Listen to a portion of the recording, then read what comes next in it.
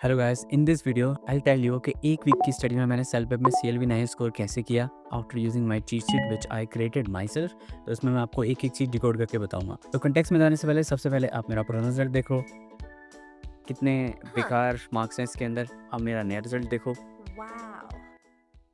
तो first result और आखिरी रिजल्ट जो लेटेस्ट रिजल्ट को देख के आपको एक आइडिया तो लग गया होगा कि कुछ ना कुछ तो चेंज हुआ है, कुछ ना कुछ स्ट्रेटजी में चेंज किया होगा मैंने, तभी इतने मार्क्स का डिफरेंस आया है। अगर आपको इंग्लिश आती है, इट डजंट मीन कि आप आइएलटीएस का एग्जाम और सेल्फ पेपर एग्जाम क्लियर कर लोगे। You need a strategy. तो वही स्ट्रेटजी मैंने चेंज की। मैंने एक चीट शीट बनाई, मैंने प्रिपेयर किया, एआई की हेल्प ली, एक टूल की हेल्प ली, और फिर मैंने एक डॉक्यूमेंट तैयार किया जो मैंने खुद से प्रिपेयर किया, and that's how I got this nice score. तो इस वीडियो में बेसिकली मैं सेल्फ पेपर का कवर करूंगा, आइएलटीएस का कवर नहीं करूंगा, क्योंकि आई appeared for self paper exam only. तो अगर आपको कोई कंफ्यूजन है तो आपको मैं लाइक रफली आइडिया दे सकता हूँ कि सेल्फ पेप is a little easier compare to IELTS. कई लोग ऐसा कहते हैं, but I will not say it. दोनों की अपनी अपनी कॉम्प्लेक्सिटी है, बट आई फाइंड कि जो उनके प्रोसेस हैं, जो क्वेश्चंस होते हैं, I found that easy to follow. Complexity दोनों की बराबर है, complexity is not so different, format में थोड़ा सा डिफरेंस है। That is what I like about self पेप। तो चलो स्टार्ट करते हैं सीधे एक्शन प्लान से। तो मैंने स्पीकिंग और राइटिंग को एक सेक्शन में डाला हुआ है, और दूसरा सेक्शन है जो है लिसनिंग एंड रीडिंग, वो मैंने एक अलग सेक्शन में डाला हुआ है। स्टार्ट करते हैं speaking and writing.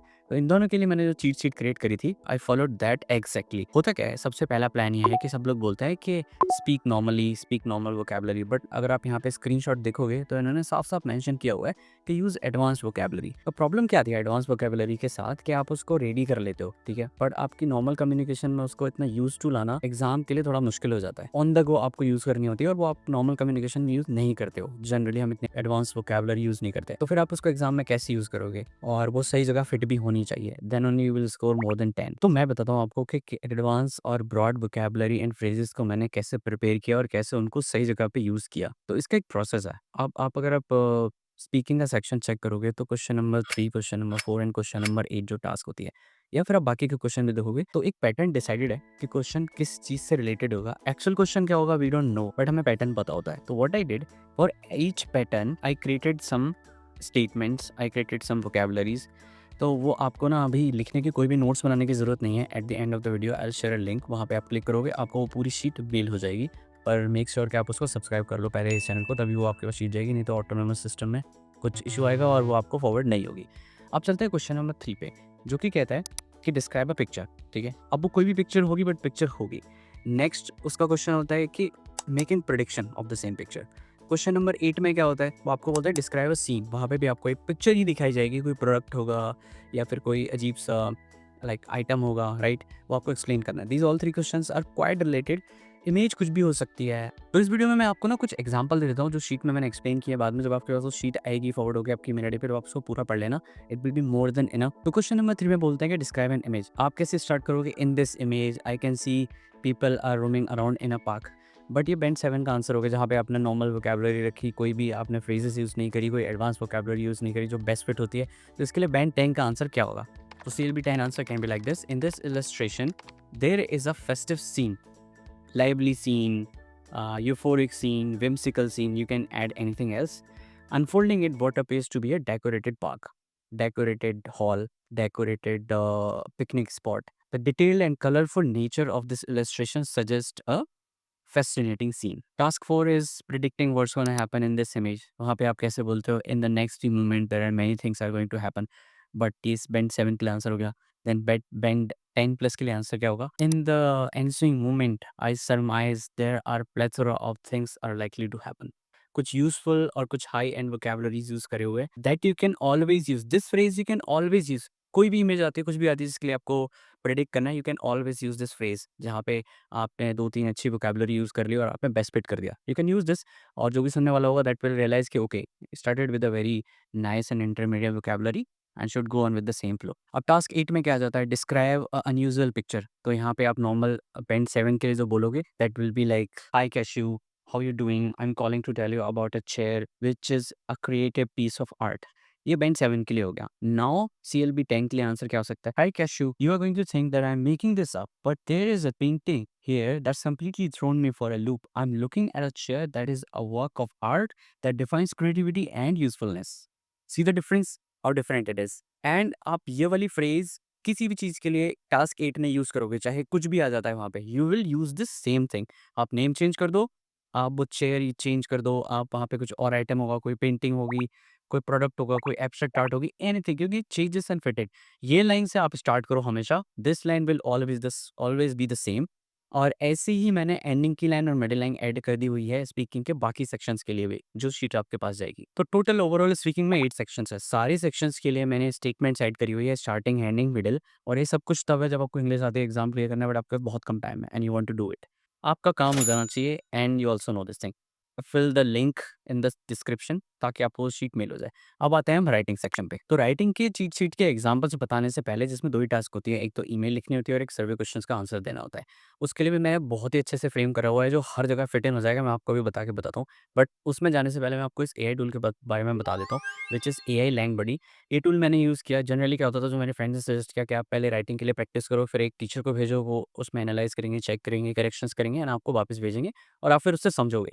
I thought कि ये बहुत ही लेंथी प्रोसेस है, फिर मैंने सर्च करना स्टार्ट किया and I found this tool. और मैंने इसके आंसर को चेक करने के लिए टीचर के पास भेजा था। और जिस बैंड का आंसर, सीएलबी का आंसर मैंने इससे माँगा, वो ही बैंड टीचर ने दिया, इवन उससे हाफ बैंड ज़्यादा ही दिया था। तो ये टूल तो मैंने चेक कर लिया, it is working very fine और बहुत फास्ट है। ये टूल के बारे में मैं आपको एक क्विकली डेमो दे देता हूँ पहले। अभी ये फ्री है, फिर ये पेड हो जाएगा, तो अभी यूज़ कर लो। हाइली रिकमेंड करता हूँ मैं ये टूल यूज़ करना। तो जैसे ही आप ए लैंग्वेज को खोलोगे आपके पास ये लॉगिन पेज आ जाएगा। यहाँ पे आप या तो like sign in with Google कर सकते हैं, फिर अपनी यूज़र आईडी पासवर्ड डाल के। मैंने already sign in with Google किया हुआ है, तो इसलिए मेरा ये आ रहा है, तो मैं इसको लॉगिन कर देता हूँ। As soon as I login हम सीधे चलते हैं सेल्फ पे वाले सेक्शन पे। अब यहाँ पे आप देख सकते हो 2 सेक्शन है, evaluate my answer and answer my question. तो मैं बोलता हूँ आंसर माई क्वेश्चन, मैं बोलता हूँ ये लेटर टाइप का है, ठीक है, और मैं चाहता हूँ कि मेरा आंसर आना चाहिए अप्रॉक्सीमेटली 10 बैंड्स का, राइट। तो मैंने आपके लिए यहाँ पे क्वेश्चन ले रखा है टास्क 1 के लिए, जस्ट टू क्विकली शो। तो ये पिक किया हमने और इसमें एक लेटर लिखना है, ठीक है। ये मैंने डाला इसमें एल से कि गिव मी आंसर। तो इसने देखो कितनी जल्दी आंसर दे दिया, और आंसर के साथ साथ इसने ये भी बता दिया कि this answer is like 185 words and it is a band 10 answer for sure. आप इसको क्रॉस चेक भी कर सकते हो। अब हम चलते हैं लाइक एवेलुएट माई आंसर, और सेम चीज़ आप ऐसे के लिए भी कर सकते हो। आप ऐसे के लिए भी क्वेश्चन लिखोगे, बैंड सेलेक्ट करोगे किस बैंड का आंसर चाहिए and it will give you. फिर हम बात करते हैं कि एवेलुएट माई आंसर। तो यहाँ पे मैंने अपना क्वेश्चन डाला और इसका आंसर मैंने ऑलरेडी लिख रखा है यहाँ पे, ठीक है ये। तो यहाँ पे चलते हैं, इसको पेस्ट मारते हैं एंड लेट्स सी जो मैंने आंसर लिखा हुआ है उसका एवेलुएट करके ये देता गया है, ठीक है। तो आंसर आ चुका है। इसने बोला कि ओवरऑल बैंड 9 मिलेगा इसको, लाइक CLB, और 169 टोटल वर्ड्स हैं इसके अंदर। वोकैबुलरी की कम्प्लेक्सिटी इसने दी हुई है, ठीक है। Score on coherence and cohesion out of 12 10 दिया है। क्यों दिया है उसने, उसका रीज़न भी बताया है। Lexical resources, grammatical range and accuracy, ठीक है। टोटल ग्रामर एरर्स इतने भी बताए हैं। तो इसने ये सारे 5-6 पॉइंट्स भी बताए हैं हमें सारे, ठीक है। तो आप क्या कर सकते हो, तो कॉपी टू क्लिपबोर्ड कर लो इसको, नहीं तो आप आर्काइव रिजल्ट करोगे। तो जैसे फ्यूचर में कभी आपको देखना है कि क्या था मेरा आंसर, राइट, तो आप सेल्फ पे में जाओगे और आपको ये इसमें दिख जाएगा, एवेलुएट माई आंसर और आंसर माई क्वेश्चन, राइट, ये वाले पे दोनों पे आपको दिख जाएगा।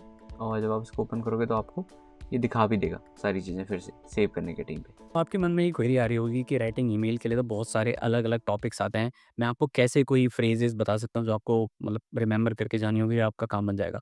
तो देखो होता क्या है, एग्ज़ाम में आपके पास कोई सिनेरियो आता है, लाइक आपको कोई एक्सपीरियंस शेयर करना है, आपको कोई इंसिडेंट शेयर करना है, आपको किसी को कुछ गाइड करना है, कॉलेज के बारे में, आपको पार्ट टाइम जॉब लेनी है, लाइक आपको जॉब की एप्लीकेशन देनी है, कोई ओपनिंग निकली हुई है, आपको इंटर्नशिप चाहिए, all these questions are around these. तो इन सबका एक पैटर्न निकाल के मैंने लिखा हुआ है जो हर जगह फिट हो जाता है, not only in this but everywhere. Complexity exam में क्या आती है, अगर आपको कोई सिनेरियो आया कि आपको पार्ट टाइम जॉब के लिए अप्लाई करना है, आप मेल लिखो एंड मेल में आपको ये कवर करना है। वहाँ पे आप कोई स्टोरी सोचोगे पहले, फिर आप उसको मेंशन करोगे, स्टोरी क्रिएट करोगे, फिर आपको पता लगेगा कि अब मुझे इसकी सिंटैक्सिस ठीक करना है, ठीक है, कनेक्टर्स यूज़ करने हैं, एंडिंग स्टार्टिंग कैसी होनी चाहिए, कंक्लूजन में क्या लिखना है मुझे। Like all after all of these things आप भूल जाते हो कि आपको ब्रॉड रेंज ऑफ वोकैब्युलरी भी यूज़ करनी है, फ्रेजेस भी यूज़ करनी है। तो वहाँ पे ये शीट काम आएगी और वहाँ पे आप यूज़ कर पाओगे। फ्यू एग्ज़ाम्पल्स जो आपको मैं देता हूँ, अगर आप इन लाइन्स को याद करते हो तो आप इसको कहीं पे भी फिट इन कर दोगे, आपका काम हो जाएगा। जैसे फॉर एग्ज़ाम्पल मैं आपको कुछ एग्ज़ाम्पल्स पढ़ के बताता हूँ। On a pivotal moment that has left N indelible mark on my life was the decision of not joining a startup company, school, course at that time. तो आप इसमें देखो कि कितने अच्छे से फ्रेम करके यूज़ किया हुआ है। Second thing, on a pivotal moment occurred in my life that tested my resilience when I had to decide between backend और फ्रंट एंड डेवलपर। यहाँ पे आप चूज़ कर सकते हो this college to that college, this country to my country, this role to other role, कुछ भी use कर सकते हो। Third, reflecting on my life, a significant learning experience stand out when I joined the masters or this course or that course, or I took that decision when I went back for this course. तो आप जो इसमें phrase देख रहे हो ना, reflecting to my life, a significant learning, a significant experience, ये आप हमेशा ऐड कर दोगे किसी भी स्टेटमेंट में। और आपकी एक और एग्जांपल लेते हैं, ओवरकमिंग द फियर ऑफ, तो fear of cracking the interview exam, fear of sports, fear of jumping from heights, fear of English classes was a milestone in my personal development. तो ये जो फ्रेजेस मैंने use करी हुई हैं, आप इनको यूज़ करोगे, याद रखोगे, तो आपको सोचना नहीं पड़ेगा। तो ये जो फ्रेजेस वर्ड्स हैं ना, ये अचानक से अगर आपको याद आ जाता है, फिर आप तो कर सकते हो, आपकी ज़रूरत नहीं है इसकी। तो इस वीडियो में मैं इतना ही एक्सप्लेन करूँगा। जो हमारे 2 सेक्शंस बाकी के रह जाते हैं, लिसनिंग एंड रीडिंग, उसके लिए मैंने प्रैक्टिस करी थी, वो मैं आपको नेक्स्ट वीडियो में बताऊँगा। अगर इस वीडियो पे अच्छा रिस्पॉन्स आता है और आप कमेंट कर देते हो more, then I will record the second part of this same video, जहाँ पे मैं आपको एक्सप्लेन करूँगा ये शीट पढ़ने के बाद। तो all the very best, prepare for your exam, और सब्सक्राइब कर दिया करो यार, क्योंकि पिछली वीडियो पे 20,000 व्यूज़ के बाद भी कोई अच्छे से लोगों ने लाइक नहीं किया, सब्सक्राइब किया। जब आप लाइक सब्सक्राइब करते हो तो और लोगों के पास जाता है और उन लोगों की हेल्प हो जाती है। Then do it, and all the very best, और अपने एक्सपीरियंस को शेयर करना, और do not forget to click that link in the description and fill the sheet and you will receive that document.